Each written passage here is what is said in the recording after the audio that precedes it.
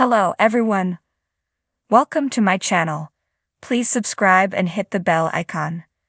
Bold and beautiful exclusive. Not opposed to making some waves, Deacon may be about to dish out a reminder that happiness comes at another person's expense. Aside from all the aiding and abetting of bold and beautiful psycho Shyla Carter, Deacon Sharp has walked a pretty straight and narrow path since getting out of prison. But that doesn't mean that conniving isn't still a part of his DNA, so if the character realized just how great daughter Hope Logan's desire for stepbrother-in-law Finn Finnegan is, let's just say that things could get ugly. At the end of the day, Deacon wants Hope to be happy, and sometimes that comes at another person's expense. Scene Kanan tells Soaps.com. In this case, we're talking about Steffi. Were Finn not married to Hope's antagonist, the two of them would probably have been tearing up the sheets by now, and if they coupled up, it would certainly make Deacon's life easier. Kanan notes. Hope seems willing to give Shyla a chance, unlike Steffi, who has made her position clear. And with good reason. As seen, I get it. I mean, Shyla shot Steffi and her husband, he adds, leaving out all of the other people the new Mrs. Sharp has attempted to murder over the years. But Deacon has made big mistakes in the past, and he's been given this new life, which includes hope, so he knows the value of that. The ex-con also wouldn't mind seeing his daughter with a man whose business card reads, Dr./nice guy. Sure, Steffi's better half may not be the sharpest scalpel in the hospital, but at least he's never canoodled with a mannequin. Deacon likes Finn and respects him. Kanan says, he's a good man. If to secure such a good man for Hope, Deacon has to do some bad things, so be it. Not only on Bold and Beautiful, but Young and Restless too. He's been an agent of chaos in the past, Kanan reminds, and he's not opposed to making some waves if in the end, it makes Hope happy. In other words, beware Steffi. Here comes trouble. Scroll through the below photo gallery to revisit Deacon's checkered past. The sun was just beginning to set over Los Angeles, casting a golden glow over the Forrester estate. Inside, the luxurious mansion buzzed with the kind of tense energy that only a soap opera could conjure.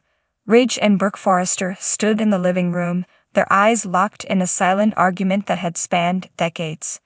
But tonight, the source of their discord wasn't each other, it was Deacon Sharp. Deacon had always been a wild card, the kind of man who walked into a room and immediately set everyone on edge, his presence a stark reminder of past mistakes and unfinished business. Recently, though, he had been playing the role of the reformed bad boy, trying to build bridges and mend fences.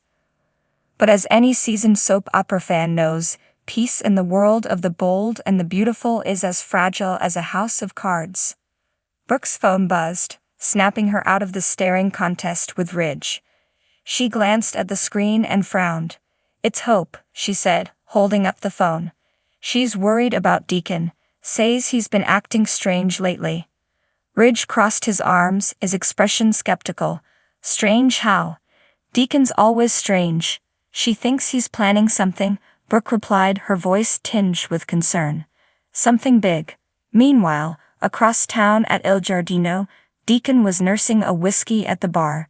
He swirled the amber liquid in his glass, his mind racing with a million thoughts. The recent months had been a whirlwind. Trying to prove himself to Hope, fighting his attraction to Brooke, and navigating the treacherous waters of the Forrester dynasty had left him exhausted.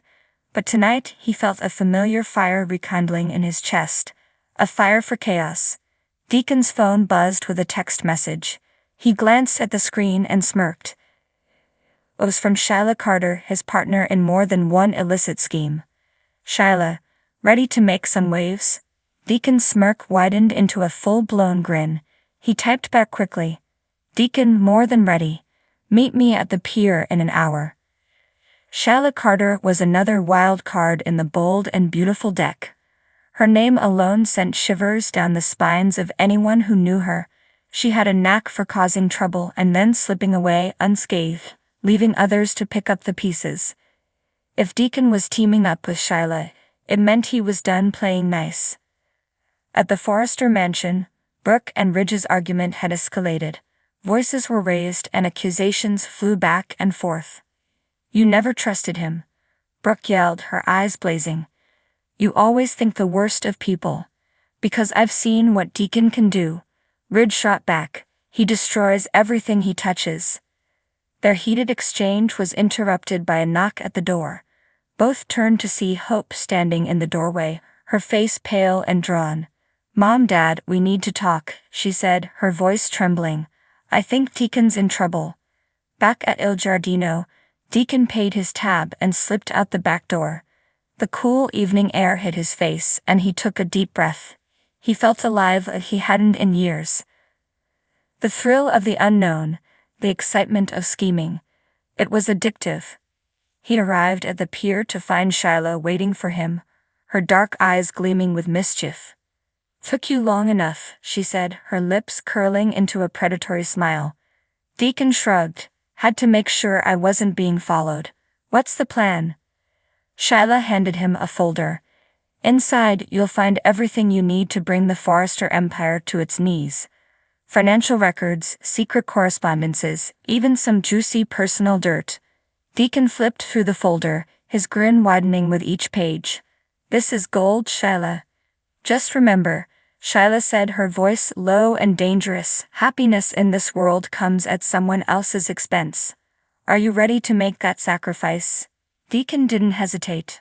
"I've never been opposed to making some waves." As the night wore on, Deacon and Shyla plotted their next moves. The Forrester family had always been a fortress, but even the mightiest fortresses had their weak points. And Deacon was determined to find them. At the Forrester mansion, Hope was in tears, pleading with her parents to help her father. "He's not a bad person," she said, her voice breaking. "He's just lost." Brooke pulled her daughter into a hug. "We'll find him, sweetheart. We'll make sure he's okay." Ridge, however, remained skeptical. He knew Deacon too well. The man was a survivor, a schemer. If he was up to something, it was only a matter of time before the truth came out. The next morning, Deacon sat in his small apartment, the folder spread out on the coffee table in front of him. He sipped his coffee, his mind racing. The information Shyla had given him was explosive. It had the potential to ruin lives, destroy relationships, and bring the mighty Forrester family to their knees. But as he sat there, staring at the damning evidence, a pang of doubt hit him. Was he really ready to go down this path again?